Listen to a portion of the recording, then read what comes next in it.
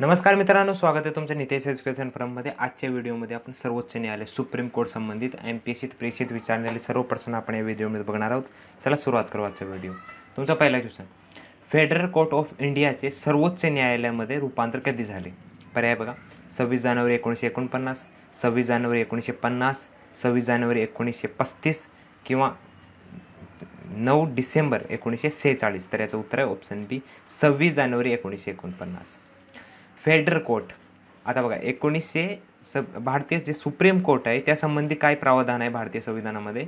तर भाग 5, भारतीय संविधानाचा भाग 5 आणि कलम 124 ते 147, किती? 124 ते 147 हे सर्वोच्च न्यायालयासंबंधी आहेत. भारतीय संविधानाचा भाग 5 कलम 124 ते 147. भारतातील अंतिम न्यायालय किंवा सर्व न्यायालयाचे सर्वोच्च जे न्यायालयाला अधीन राहून काम करतात, सर्वोच्च न्यायालयाला अधीन राहून बाकीचे जेवढे न्यायालय भारतामध्ये ते अधीन राहून काम करतात. आता आपण यासाठी स्लाइड बनवली, त्या स्लाइडमध्ये आपण डिस्कस करू.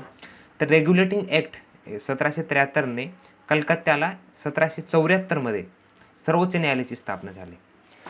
जे 1773 मध्ये कायदा पास केला होता, रेग्युलेटिंग ऍक्ट 1773, यानुसार कलकत्त्यामध्ये 1774 मध्ये सर्वोच्च न्यायालय असतं त्याची पहिल्यांदा स्थापना झाली. कुठे झाली? कलकत्त्यामध्ये. 1935 या कायद्यामध्ये संघराज्य केंद्र सोबत राज्य सरकार पद्धतीचा भारतात पहिल्यांदा स्वीकार करण्यात आला व यासाठी या कायद्याद्वारे फेडरल कोर्ट ऑफ इंडियाची स्थापना झाली. भारत सरकार कायदा 1935 अनुसार काय झालं? फेडरल कोर्ट ऑफ इंडियाची स्थापना झाली. नंतर आता फेडरल कोर्ट ऑफ इंडियाची स्थापना झाली, आपण कलर चेंज करूया त्याचा. फेडरल कोर्ट ऑफ इंडियाची स्थापना झाल्यानंतर काय झाले? तर जेव्हा भारत 1947 स्वतंत्र झालाय त्यानंतर 1937 मध्ये, जेव्हा 37 मध्ये या कोर्टची स्थापना झाली तेव्हा 26 जानेवारी 1950 मध्ये भारताच्या सर्वोच्च न्यायालयाने याची जागा घेतली. म्हणजे 26 जानेवारी 1950 नंतर काय झालं? फेडरल कोर्ट ऑफ इंडिया, आज वर्ड आहे फेडरल कोर्ट ऑफ इंडिया, याची जागा कोणी घेतली? तर भारताच्या सर्वोच्च न्यायालयाने घेतली. क्वेश्चन हाच विचारला होता बघा, कधी झाली? 26 जानेवारी 1950 मध्ये रूपांतर झाली, पण फेडरल कोर्ट ऑफ इंडियाची स्थापना कुठल्या कायद्याने झाली हा विचारलं असतं. तर 1935 या कायद्याने फेडरल कोर्ट ऑफ इंडियाची स्थापना झाली. नंतर 26 जानेवारी 1950 मध्ये काय झालं? त्याचं सर्वोच्च न्यायालयामध्ये रूपांतर झालं. 1861 च्या भारत सरकार कायद्यानुसार प्रांतामध्ये प्रांतिक न्यायालय, यालाच म्हणतात उच्च न्यायालय. उच्च न्यायालय हा कुठे? तर उच्च न्यायालय, आजचे जे उच्च न्यायालय त्याची स्थापना कुठल्या कायद्याने झाली? तर 1861 च्या कायद्याने. पहिला उच्च न्यायालय विचारलं तर कोलकाता. पहिला उच्च न्यायालय कुठले? कलकत्तामध्ये स्थापन झालं होतं 1861 च्या कायद्याने उच्च न्यायालय, आणि 1773 च्या रेग्युलेटिंग ऍक्ट सर्वोच्च न्यायालयाची स्थापना झाली. कलम तुम्हाला सांगितलं भाग 5 आणि कलम किती? कलम 124 ते 147 यामध्ये सर्वोच्च न्यायालयासंबंधी प्रावधान आहे. चला नेक्स्ट क्वेश्चन नंबर 2. सर्वोच्च न्यायालयाच्या न्यायाधीशाला पदमुक्त करण्यासाठी टिंबची गरज असते.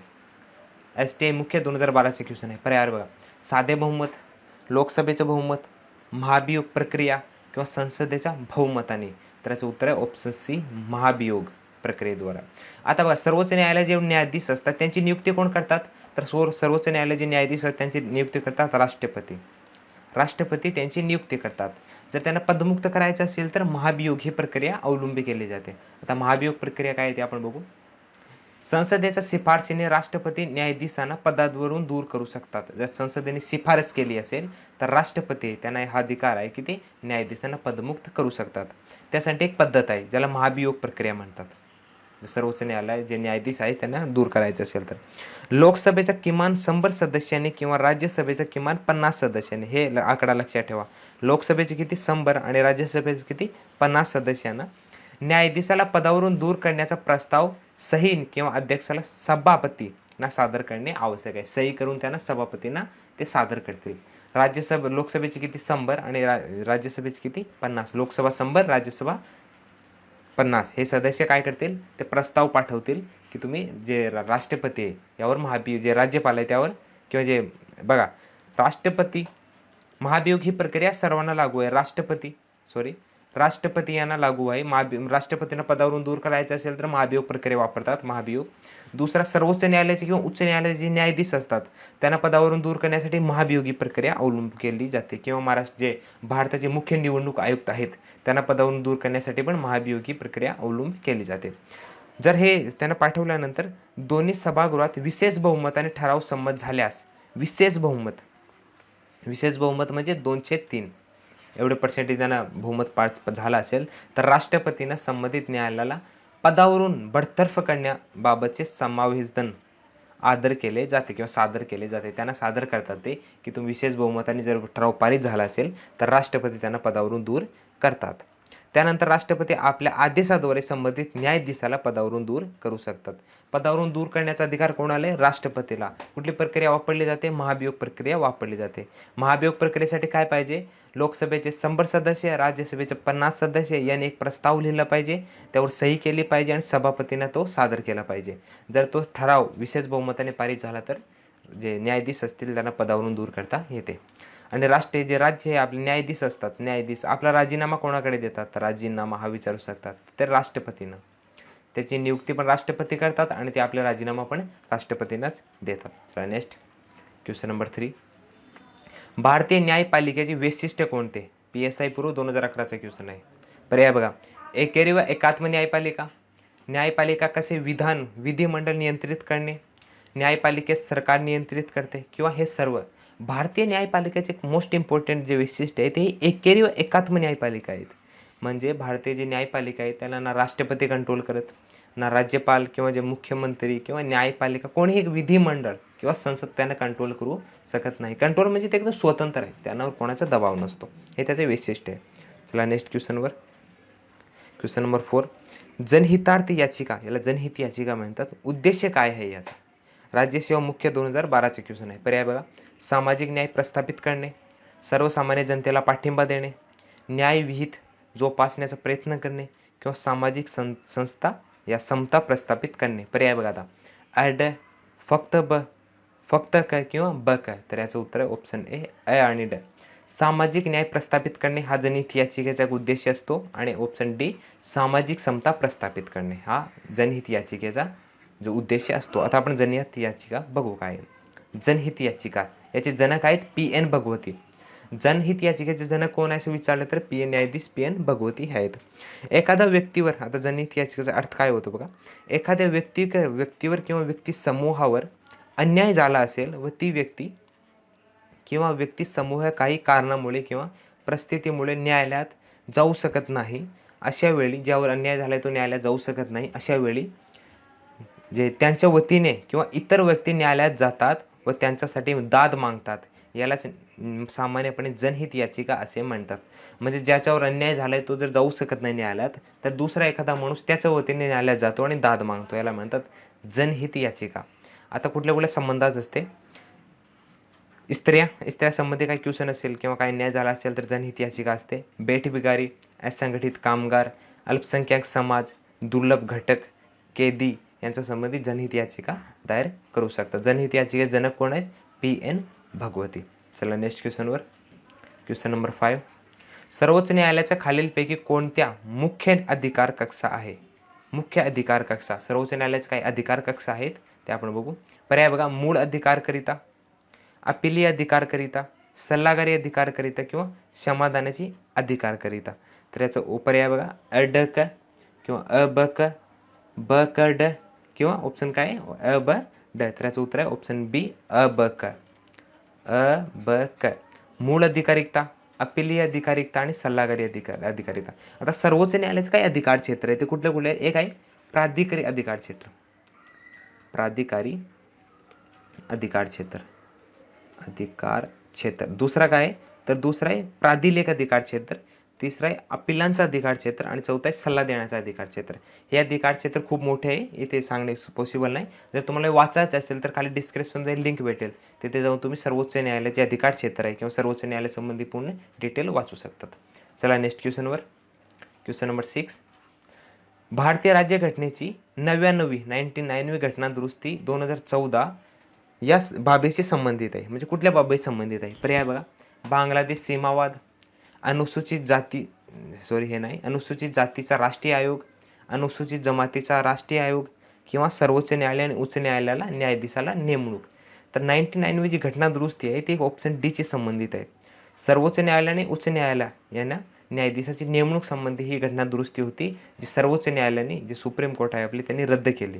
हे लक्षात ठेवायचे. 99 जी घटना दुरुस्ती आहे ती रद्द करण्यात आली आहेत. आता काही इम्पॉर्टंट घटना दुरुस्ती तुम्हाला सांगतो मी, जे विचारतात पेपरमध्ये. तर त्या कुठल्या कुठल्या आहेत? तर 99 कॅन्सल झाली आहे. तर 100वी घटना दुरुस्ती कशाशी संबंध आहे? तर भारत व बांगलादेश, बघा इथे पर्यायामध्ये पण दिलाय त्यांनी, भारत व बांगलादेश जो सीमावाद आहे, ही 100वी घटना दुरुस्ती, हे लक्षात ठेवायचे. कुठली?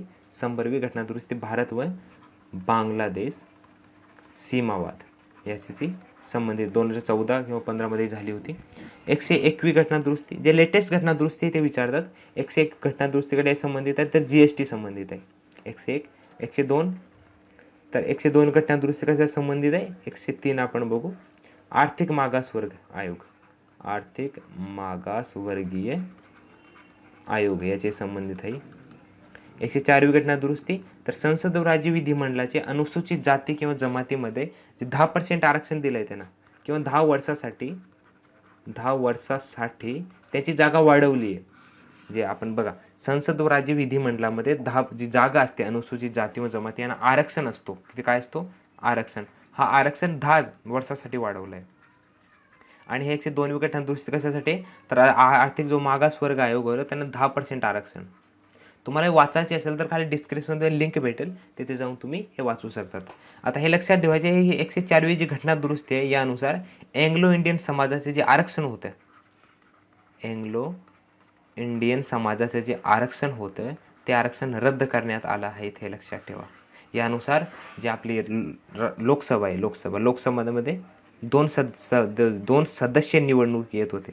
हे कोण? राष्ट्रपती त्यांची नियुक्ती करत होते 2 सदस्याची एंग्लो इंडियनची लोकसभामध्ये. आणि जे विधानसभा आहे त्यामध्ये जे राज्यपाल आहे ते नियुक्त करत होते, पण आता हे रद्द करण्यात आलेलं आहेत. आणि हे 10 वर्षासाठी वाढवले. किती घटना दुरुस्ती? 104वी घटना दुरुस्ती. चला नेक्स्ट क्वेश्चनवर. क्वेश्चन नंबर 7, अयोग्य विधान ओळखा. सर्वोच्च न्यायालयाप्रमाणे प्रत्येक उच्च न्यायालय सुद्धा अभिलेख न्यायालय आहेत. ऑप्शन बी, उच्च न्यायालय अयोग्य ओळखायचे. उच्च न्यायालयाचे न्यायाधीश हे भारताचे नागरिक असू शकतात. ऑप्शन सी, प्रत्येक उच्च न्यायालयाचे त्यांच्या कर्मचारी वर्गावर पूर्ण नियंत्रण असते. ऑप्शन डी, उच्च न्यायालयाच्या मुख्य न्यायाधीशांची नियुक्ती राष्ट्रपती हे भारताच्या मुख्य न्यायाधीशाला सल्ला संमतीनुसार करतात. तर याचं उत्तर काय आहे? ऑप्शन सर्वोच्च न्यायालय. बघा, हा सर्वोच्च न्यायालयाप्रमाणे प्रत्येक उच्च न्यायालय सुद्धा अभिलेख न्यायालय, हा विधान बरोबर आहे. जे सुप्रीम कोर्ट किंवा हायकोर्ट दोन्ही अभिलेख न्यायालय आहेत. उच्च न्यायालयाचे न्यायाधीश हे भारताचे नागरिक असू शकतात, हा विधान चुकीचे आहे. असू शकतात नाही, असतातच, हा विधान चुकीचं आहे. म्हणजे हा विधान चुकीचं आहे. जे आता हा कशा संबंधी विचारलाय, तर जे हायकोर्ट, जे आपलं सुप्रीम कोर्ट आहे त्याचे न्यायाधीश आहे त्यांची नियुक्तीबाबत हा क्वेश्चन विचारलाय, किंवा पात्रतेबाबत विचारलंय. प्रत्येक उच्च न्यायालयाचे त्याच्या कर्मचारी वर्गावर पूर्ण नियंत्रण असते, हे पण बरोबर आहे. त्यांनाच नियुक्ती करण्याचा अधिकार असतो. ऑप्शन डी, उच्च न्यायालयाच्या मुख्य न्यायाधीश नियुक्त राष्ट्रपती हे भारताच्या मुख्य न्यायाधीशाला सल्ला करून करतात, हे बरोबर आहे. आता यासाठी एक स्लाइड आहे बघा, स्लाइड मध्ये आपण बघू भारताचे जे सर्वोच्च न्यायालय न्यायाधीशाची पात्रता दिली आहे. यामध्ये भारताचे नागरिक असावेच, भारताचे नागरिक असावे, एखाद्या किंवा एकापेक्षा जास्त उच्च न्यायालयात सलग 5 वर्षे न्यायदानाचा अनुभव असावा, ही त्यांची पात्रता आहे. 5 वर्ष न्यायदान केला पाहिजे आणि 10 वर्ष सलग वकिली केली पाहिजे, हे अनुभव आहे त्यांचे. 5 वर्ष न्यायदान, 10 वर्ष वकिली. उच्च न्यायालयात अथवा 2 किंवा अधिक उच्च न्यायालयात त्यांनी वकिली केली पाहिजे. राष्ट्रपतीच्या मते निस्तांत कायदे पंडित असावे. हा बघा, हा तिसरा त्यांचा राष्ट्रपतीच्या मते ते कायदे पंडित असावे. आणि न्यायाधीश बनवण्यासाठी वयाची किमान अट नाही, किमान कमीत कमी अट नाही. तर बघा, हे त्यांची पात्रता दिली आहे. कुठली पात्र? भारताचे नागरिक असावे, 5 वर्ष न्यायदान केला पाहिजे आणि 10 वर्ष वकिलीचा अनुभव असावा. राष्ट्रपतीच्या मते निस्तांत म्हणजे कायदे पंडित असावे. हा जो तिसरी जी अट आहे ना, ही उच्च न्यायालयाचे न्यायाधीश नियुक्त नाही. उच्च न्यायालयाचे न्यायाधीशांची जेव्हा नियुक्ती होते तेव्हा ही अट लागू होत नाही, बाकी जे तिन्ही अट आहे ते लागू होतात. चला नेक्स्ट क्वेश्चन नंबर 8, खालीलपैकी कोणते उच्च न्यायालय आणि सर्वोच्च न्यायालय या दोन्ही अधिकार क्षेत्राखाली येते? यांची बघा, जे सुप्रीम कोर्ट आहे त्यांचे अधिकार क्षेत्र वेगळं आहे आणि जे हायकोर्ट आहे त्यांचा अधिकार क्षेत्र वेगवेगळं आहे. तर दोन्ही अधिकार क्षेत्रामध्ये यापैकी कुठला वाक्य येतो? बघा, राष्ट्रपतींना निवडणुकीसंबंधी विवाद, केंद्र हा कुठे जातो? तर सुप्रीम कोर्टमध्ये जातो फक्त. केंद्र आणि राज्य संबंधी विवाद असेल तर आपण सुप्रीम कोर्टमध्ये जातो. राज्य यांच्यामध्ये विवाद असेल तर सुप्रीम कोर्टमध्ये जातात. मूलभूत हक्कांच्या संरक्षणासंबंधी विवाद असेल तर हे दोन्हीमध्ये जातात. सुप्रीम कोर्टमध्ये पण जाऊ शकता तुम्ही, हायकोर्टमध्ये जाऊ शकतात. कलम 32 जर तुमचे बघा भारतीय संविधानाचा भाग 3 आणि कलम किती, कलम 14 ते 35 हे काय आहे, फंडामेंटल राईट आहे, आपले मूलभूत अधिकार आहेत. तर कलम 32 मध्ये काय आहे, जर तुमचं फंडामेंटल राईटचं उल्लंघन झालं असेल तर कलम 32 अनुसार तुम्ही सुप्रीम कोर्टमध्ये जाऊ शकतात आणि कलम 226 अनुसार तुम्ही हायकोर्टमध्ये जाऊ शकतात. जर तुमचं जे मूलभूत अधिकार आहे त्यांचं संरक्षण, सुप्रीम कोर्टची पण जबाबदारी आहे कलम 32 अनुसार आणि हायकोर्टची पण जबाबदारी कशी आहे, कलम 226 अनुसार. चला next question were, question number 9. भारतीय राज्यघटनेनुसार सर्वोच्च न्यायालयाशी पुढील व्यक्ती सल्लासंमत करू शकते. पर्याय बघा, राष्ट्रपती, पंतप्रधान, कायदा मंत्री किंवा वरील सर्व. तर याचं उत्तर आहे ऑप्शन ए, राष्ट्रपती. राष्ट्रपतीने जर काय अडचण येत असेल तर राष्ट्रपती जे भारतीय जे सर्वोच्च न्यायालय त्यासाठी जे सल्लासंमत ते करू शकतात. कलम किती आहे, तर कलम 143 मध्ये, कलम 143 मध्ये भारताच्या राष्ट्रपतींना अधिकार देण्यात आले आहेत.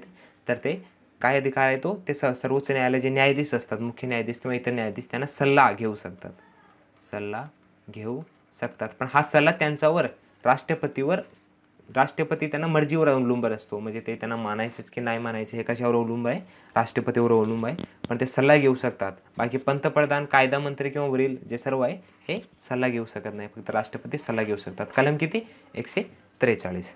चला नेक्स्ट क्वेश्चन नंबर 10. सर्वोच्च न्यायालयाने पुढील कोणत्या खटल्यात नैसर्गिक न्यायाचे तत्व अंगीकारले आहेत. नैसर्गिक न्यायाचे तत्व, STI मुख्य 2016 क्वेश्चन आहे. पर्याय बघा, रणवीर सिंग VS, हा VS आहे केरळ राज्य, संजीव कुमार महाराष्ट्र, OP नायर व भारत सरकार किंवा ऑप्शन डी मेनका गांधी व भारत सरकार. आता जे नैसर्गिक न्यायाचे तत्व आहे ना, कलम 21 शी संबंधित आहे. तर याचं उत्तर आहे ऑप्शन डी, मेनका गांधी आणि भारत सरकार. मेनका गांधी व भारत सरकार. हा खटला कधीचा आहे, तर 1978चा खटला आहे. तर या कायद्यामध्ये त्यांनी काय केलं होतं, हा जेव्हा केस आला होता 1978 मध्ये, तर जे कलम 21 आहे, कलम 21 आहे, यांची व्यापक व्याख्या केली होती. कलम 21 व्यापक व्याख्या केली. कलम 21 मध्ये काय आहे, तर जिवंत राहण्याचा अधिकार आहे, जीवित राहण्याचा अधिकार आहे. तर हा जेव्हा मेनका गांधी VS भारत सरकार केस आला, तर यामध्ये काय केलं सुप्रीम कोर्टने, तो जीवित आहे ना, हा शब्दांची व्यापक जी अर्थ काय केलं, तर व्यापक अर्थ प्रतिष्ठापूर्वक जगण्याचा हक, जगण्याचा हक. आधी काय होता, फक्त जिवंत राहण्याचा हक. पण कलम 21 ची व्याख्या करून काय केली, प्रतिष्ठापूर्वक जगण्याचा हक. त्यानंतर ते जे कलम 21 आहे त्याचं जे वाढवण्याचा ते किंवा व्यापक करण्याचे ते प्रयत्न करत आहेत. नेहमी ते कुठेतरी केसमध्ये ते कलम 21 ची व्यापक, जसा पर्यावरणाचा हक्क कलम 21 मध्ये येतो, पाण्याचा हक्क येतो, रोजगाराचा हक्क त्यानुसार 2005 मध्ये मनरेगा आणली, हे कलम 21 मध्ये येतात. हे लक्षात ठेवायचे. मेनका गांधी 1978 कशाशी संबंधित आहे, नैसर्गिक न्यायाच्या तत्वासंबंधी आहे. चला नेक्स्ट क्वेश्चन 11. सर्वोच्च न्यायालयाचे स्वातंत्र्य खालील मुद्द्याद्वारे अधोरेखित होते. स्वातंत्र्य खालील मुद्द्याद्वारे अधोरेखित होते. PSI मुख्य 2017 क्वेश्चन आहे. पर्याय बघा, अवमान झाल्यास दंड देण्याचा अधिकार, ऑप्शन बी न्यायालयाचा कर्मचारी वर्गीय भरती व नियुक्ती, ऑप्शन सी कार्यकालीन सुरक्षितता, ऑप्शन डी न्यायाधीशांची नियुक्ती व पदमुक्ती संबंधी संविधानिक तरतूद. याचं उत्तर आहे, पर्याय बघा, पर्याय उत्तर दिलं तर याचं उत्तर आहे ऑप्शन डी वरील सर्व. सर्वोच्च न्यायालयाने हे सर्व अधिकार आहेत. काय काय, अवमान झाला असेल तर ते दंड करू शकतात, हे त्यांना अधिकार आहे. दुसरा अधिकार आहे त्यांना, न्यायालयाच्या कर्मचारी व वर्गाची ते स्वतः भरती करतात.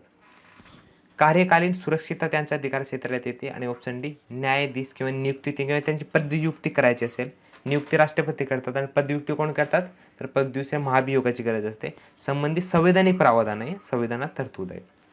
यानुसार हे चारही पॉईंट घेऊन सर्वोच्च न्यायालय स्वतंत्र आहे एकदम, त्या सरकारचा दबाव नसतो. कलम 12 किंवा क्वेश्चन नंबर 12 सॉरी. महाराष्ट्र शासन आणि केंद्र सरकार यांच्यात कायदेशीर विवाद आहेत. महाराष्ट्र शासन म्हणजे राज्य सरकार आणि केंद्र सरकार यांच्यात कायदेशीर विवाद आहे. तो सोडवण्यासाठी महाराष्ट्र शासन सर्वोच्च न्यायालयात गेले आहेत. हा विवाद सर्वोच्च न्यायालयाच्या पुढील अधिकार क्षेत्रात येतो किंवा कक्षेत येतो. PSI मुख्य 2017 क्वेश्चन आहे. पर्याय, प्रारंभिक अधिकार क्षेत्र किंवा अधिकार, अपिलीय न्यायाधिकार, सल्लाविषयक अधिकार किंवा निर्णयाचा फेरविचार करण्याचा अधिकार. तर याचं उत्तर आहे ऑप्शन ए, प्रारंभिक अधिकार. सर्वोच्च न्यायालयाचे जे अधिकार क्षेत्र आहे ना, तुम्ही एकदा वाचून घ्या. लिंक तुम्ही खाली एक लिंक भेटेल डिस्क्रिप्शनवर, तिथे जाऊन तुम्ही ते वाचा एकदा. ते खूप मोठे प्रारंभिक क्षेत्र अधिकार आहे, अपिली अधिकार क्षेत्र आहे, सल्ला अधिकार क्षेत्र आहे किंवा निर्णय फेरविचार करण्याचा अधिकार आहे. तर प्रारंभिक अधिकार क्षेत्रामध्ये येईल काय, येईल महाराष्ट्र शासन किंवा स्टेट गव्हर्नमेंट किंवा सेंट्रल गव्हर्नमेंटचा काय विवाद असेल तर तो कशात येणार आहे, प्रारंभिक अधिकार क्षेत्रामध्ये येणार आहे. आता तुम्हाला सुप्रीम कोर्ट वाचायचे असेल तर खाली डिस्क्रिप्शनचं लिंक मी तुम्हाला सांगितलंय ते टच करा किंवा क्लिक करा आणि तुम्ही सुप्रीम कोर्ट पूर्ण वाचू शकतात. हा व्हिडिओ आवडला तर व्हिडिओ लाईक करा, शेअर करा आणि तुमचे काही डाऊट असतील तर खाली कमेंट बॉक्समध्ये तुम्हाला विचारू शकतात. हा व्हिडिओ चांगला असेल तर शेअर करा आणि असेच अजून व्हिडिओ बघण्यासाठी या चॅनलला प्लीज सबस्क्राईब करा. आपण लवकरच भेटू पुढच्या व्हिडिओमध्ये. Thank you so much. जय हिंद, जय महाराष्ट्र.